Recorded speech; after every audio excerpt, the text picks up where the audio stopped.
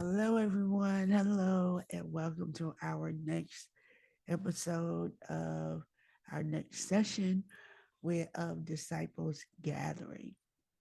Thank you so much for taking the time to tune in. Thank you for being a part of this and just hearing what God has revealed unto me. I am Cornina Sensino, and I appreciate you and your time. So let's dig deeper. If you been with us thus far. We started off with selectivity, then the model, and today we're doing training and equipping. Okay, this is episode number 3. So if you missed the other ones, go ahead, watch those, come back to this one. Okay, all right, building from within. We're going to activate the teacher today. All right. In doing this, in activating the teacher, you have to know who's on your team. What I mean by that is, okay, we know our why, we know what we need, we know who we've gathered. Now it's time to go even deeper into the team. You need to understand that in going deeper, there are 4 key elements to going deeper into establishing a strong foundation, establishing a strong, um, I guess, network or a strong pillar for your organization to stand on. And these 4 pillars within your team and within your leadership of the team would be number one, onboarding. You know that when you hire someone for a job, they go through onboarding, right? So it's the same thing. When you're building your team as you're onboarding, what you're going to do is you need to be very, very intentional about your transparency concerning what the role requires and as far as what the mission is concerning their particular role, what you're hiring them for, what you're bringing them into the ministry for. There must be full transparency. That's salary, that's expectations, that's overtime, that's if you're dealing with ministry or nonprofit, that's how often you meet, um, how many meetings are there required to be a part of, um, just timeliness when the meetings start, just your expectations, okay? You have to be completely upfront. You have to be completely transparent. You have to display and provide exactly what you want. This is your moment to be direct. This is your moment to be intentional. This is your moment to set your expectation for this individual for the task that you're preparing them to do. All right. Now, assessment. These two kind of go hand in hand. All right. But within assessment, which is number 2, you want to make sure you know their skill set, their abilities. You want to make sure you understand their personality. If you're putting them in leadership, you need to understand their leadership style, right? Are they micromanagers? Or are they collaborative? Or do they like to lead from behind? Or do they like to be upfront, setting the example? Or do they like to just generally have a democratic style of leadership? You need to be able to know, you need to know exactly the type of individual that you're dealing with on your team. So that's what the assessment is about. Whether it's sitting down, asking questions, having a more of an interview type of thing, or just a conversation, or spending time with this individual. But as you spend time, you have to assess, pay attention to their character, pay attention to their mannerisms, pay attention to their mindsets, pay attention to their expectations and how long they plan or intend to be a part of your organization or of your ministry or of your business. Are they seeing this as an opportunity to be a career, or is it a temporary job for them?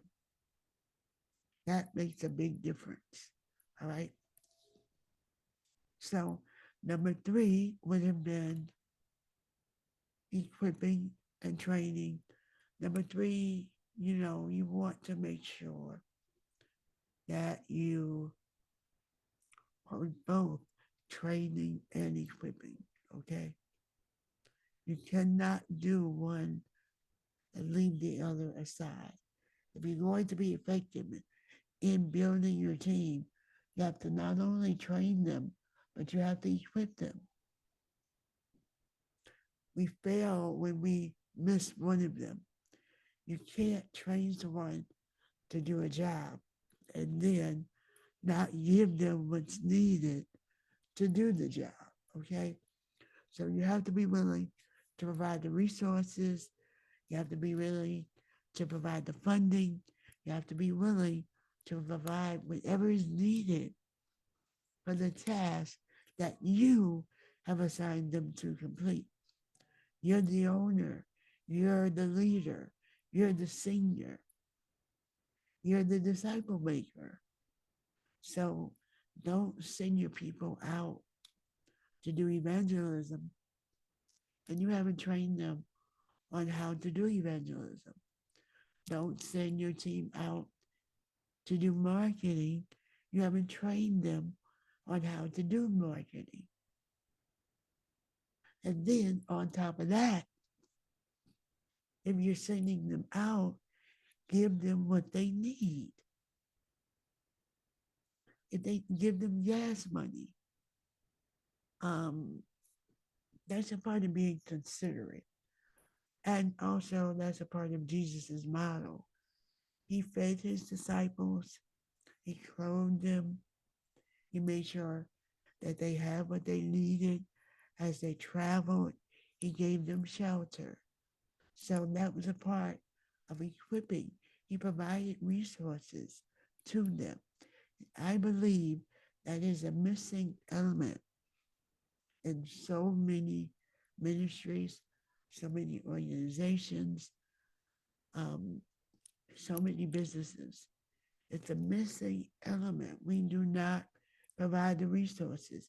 We expect the people that we're discipling to bring us resources to help our ministry. That's true to a certain extent. But if they're coming as your disciples, it is your responsibility to provide the resources. Why wouldn't you? We can't be so selfish and so just one track minded to where we don't consider the sacrifices of our team, the sacrifices of those who are disciples under us. For example, the disciples that followed Jesus, they left everything to follow him. They left their families. Most of the time they were traveling. So they left their children, if they had any. They left their businesses, their homes to follow Jesus. So it was only right that he provided the resources. So, same thing with you. If you really want to be successful, you really want to be cherished and honored, and you want your ministry to increase, you want your business to increase and expand. You have to provide resources for businesses. That looks like health insurance, life insurance, supplies, computers. Y'all know when businesses put people remotely, they provide the laptops. So if you're in the ministry, you want people to work from home, you need to be willing to provide what they need as well. Or um, you need to provide, whatever it is that's going to help complete the task. Got it?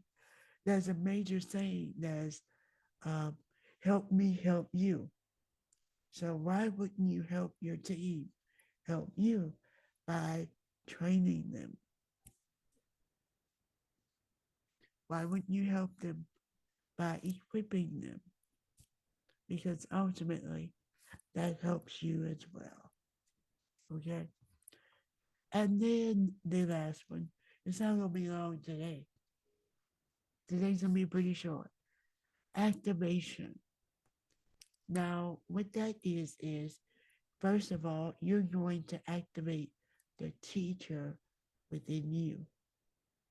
You cannot activate the teacher within others if you have not yet activated that teacher within you. What do I mean?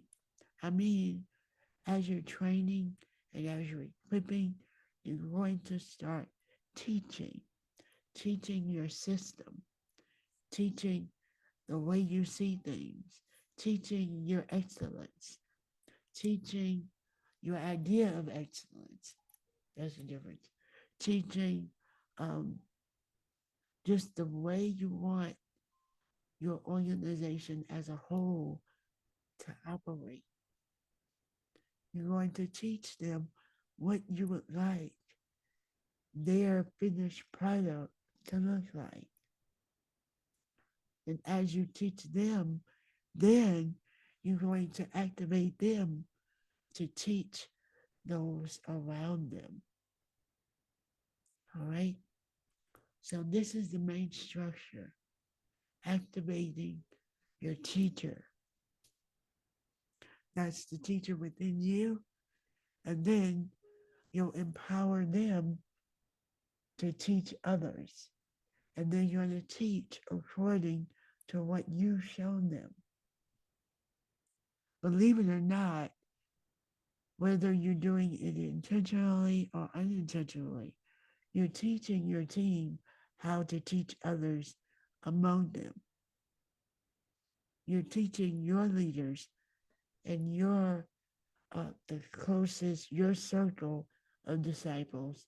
You're teaching them how to teach their disciples. So why not be intentional?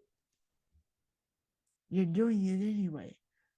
So why not set out a plan, set out a structure, set out a roadmap as far as what you would like their job to be, what you would like their assignments to be, their finished goal, their finished product. Show them how to do that. Okay? It may sound like training, but training is equipping them to be able to do what you need them to do. Teaching them is teaching them how to do it specifically based on what you want that outcome to be.